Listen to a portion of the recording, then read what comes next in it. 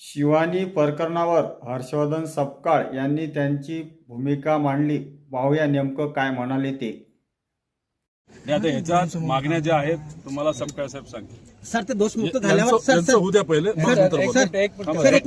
एकंदरीत या घटनेच्या अनुषंगानं सगळा त्याचा आशय जो आहे रोहित दादांनी सांगितला आहे. आता 3 प्रश्न उरतात आणि या तिन्ही प्रश्नांची उत्तरं ही आज पोलीस यंत्रणेजवळ नाही. पहिला प्रश्न, तो मृतदेह कोणाचा होता, या प्रश्नाच्या जवळपासही अजून पोलीस प्रशासन पोहोचलेलं नाही. कारण ही घटना 26 एप्रिलची आहे आणि 1 महिन्यापेक्षा जास्ती काळ झाल्यानंतर हा मृतदेह कोणाचा याचा तपास पोलिसांना लावलेला नाही. हा एक भाग. दुसरा, चोर सोडून संन्यासाला फाशी.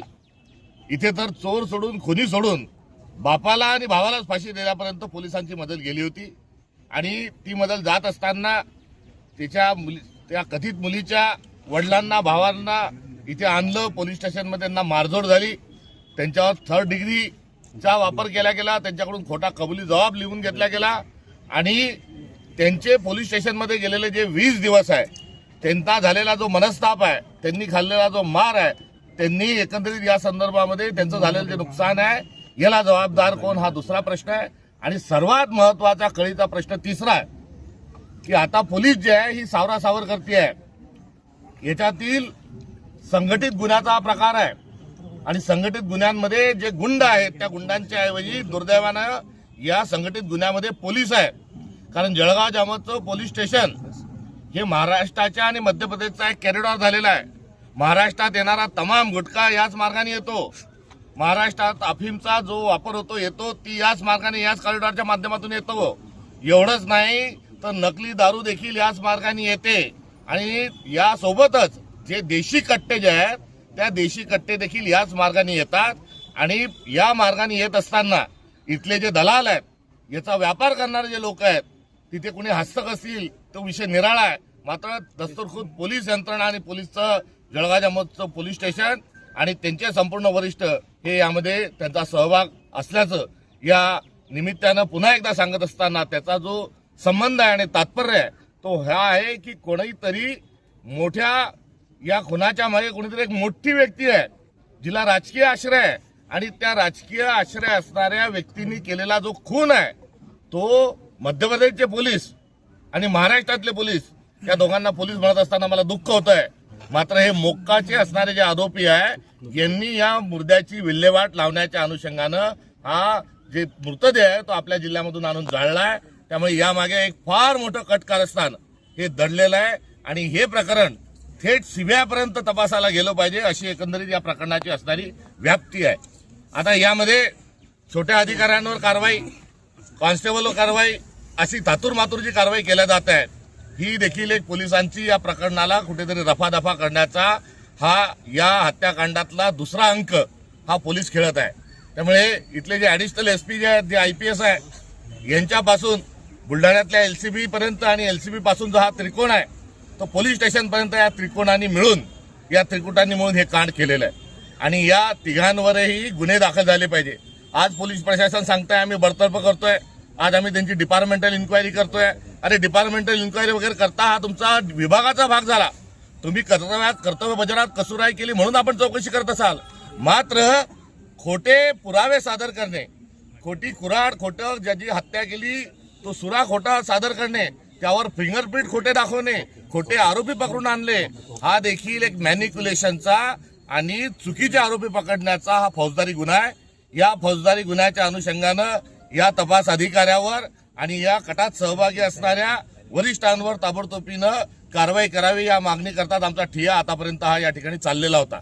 आणि यासोबतच आरोपी म्हणून पकडले कोण, तर गरीबात गरीब माणूस पकडला जो भारताचा मूळ निवासी आहे, जो आदिवासी आहे, त्या आदिवासींना पकडून आणलं.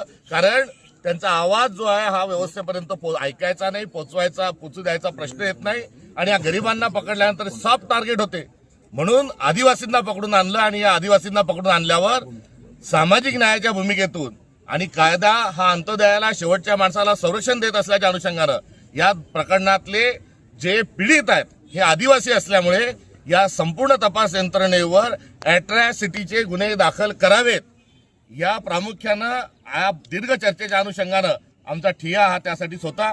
आज आम्ही आमची रितसर त्या अनुषंगानं महाविकास आघाडीचे आमचे तिन्ही जे नेते आहेत, जिल्हा अध्यक्ष जे आहेत, हे आपली तक्रार या ठिकाणी देत आहे.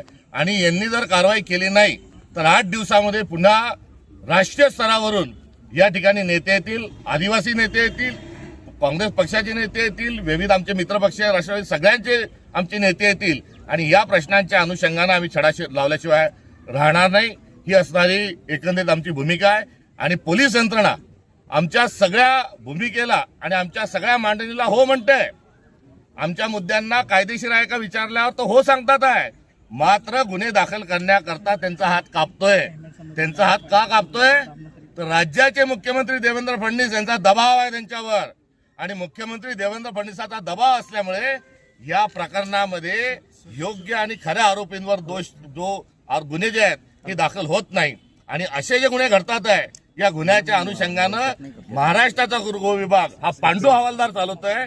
याचा प्रत्यय एकीकडे जरी येत असला तरी दुसऱ्या बाजूला गळ्याने केस कापण्याचा कावा हा देवेंद्र फडणवीसांजवळ आहे. आणि त्यांच्या काव्याचा वापर करत असताना कोणत्या तरी भारतीय जनता पक्षाच्या नेत्याचं कांड लपवण्याकरता पोलीस या सगळ्या प्रकरणावर पडदा टाकू पाहत आहे. सर, ते शिवानीच्या वडिलांनी भावांना न्यायालयाने दोषमुक्त केल्यावर त्यांनी प्रसारमाध्यमावर स्वतः कबूल केलं की आम्हाला बुलढाणा पोलिसांनी मारहाण केली नाही आणि गुन्हा आम्ही स्वतः कबूल केला. याच्यावर काय उत्तर? या प्रकरणाची चौकशी करण्याची आवश्यकता आहे. ते घाबरलेले आहेत, ते बेदरलेले आहेत आणि काही पोलिसच जे आहेत हे काही जणांना पकडून अशा प्रकारच्या बातम्या पसरवत आहेत.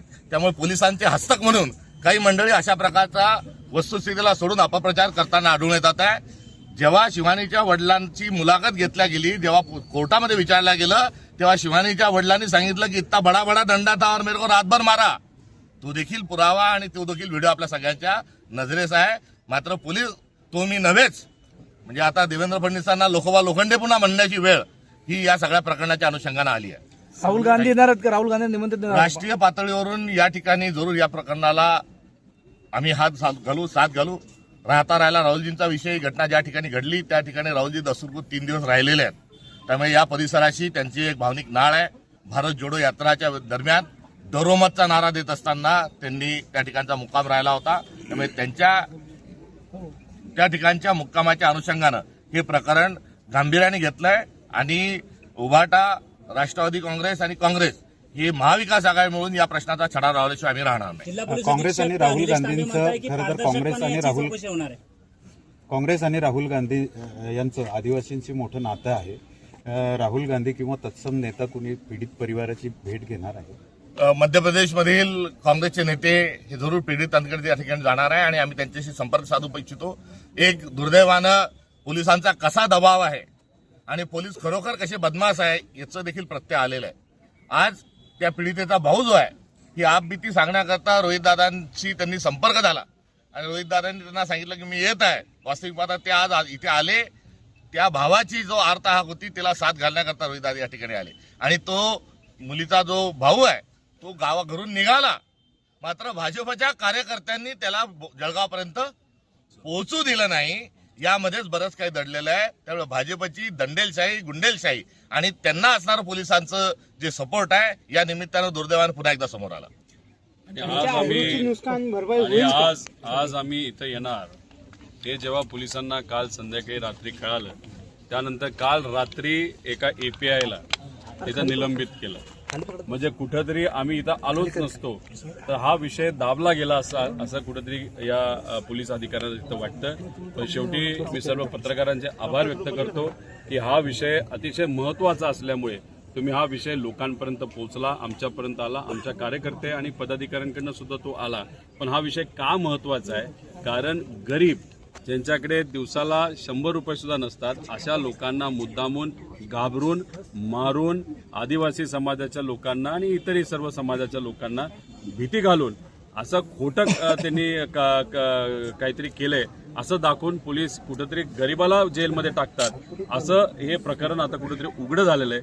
त्या अनुषंगाने हे अतिशय महत्वाचं आहे. आज इथं घडलं तर मग इतर ठिकाणी हे घडत नाही असं नाही. त्यामुळे कुठं ना कुठंतरी हे घडत असावं, या गोष्टी घडू नये अशी आमच्या सगळ्यांची भूमिका आहे. दादा, ज्यावेळेस सामान्यांवर अन्याय होतो त्यावेळेस आपण तपास यंत्रणांकडे जातो. मात्र अशा घटना समोर आल्यानंतर तपास यंत्रणांवरचा कुठेतरी विश्वास उडताना दिसतोय.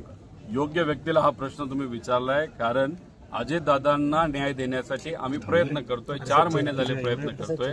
पण अजितदादांसारखा मोठा नेता जो या महाराष्ट्राचा उपमुख्यमंत्री राहून गेलेला आहे, त्यांना न्याय देण्यासाठी सुद्धा हे सरकार दुर्दैवाने त्या ठिकाणी पाठिंबा देत नाही, नाही तर सहकार्य करत नाही. दादांच्या बाबतीत जर ही परिस्थिती असेल तर गरिबांच्या बाबतीत काय परिस्थिती असणार आहे? त्यामुळे याच्यात आदिवासी समाज असू दे, एससी असू दे, एसटी असू दे, ओपन समाज असू दे, ओबीसी असू दे, हे जे काही गरीब, त्याच्यातले काही गरीब घटक आहेत त्यांना मुद्दामून खोट्या कारवाई, खोटे कलम या सगळ्या गोष्टीवर कुठं ना सातत्याने सिस्टम त्रास देत आलेली आहे. आणि हे सिस्टमच्या विरोधातच कुठं ना कुठेतरी आता आपल्याला आवाज उठवावा लागेल, अशा आमच्या सगळ्यांची भूमिका आहे. थँक्यू.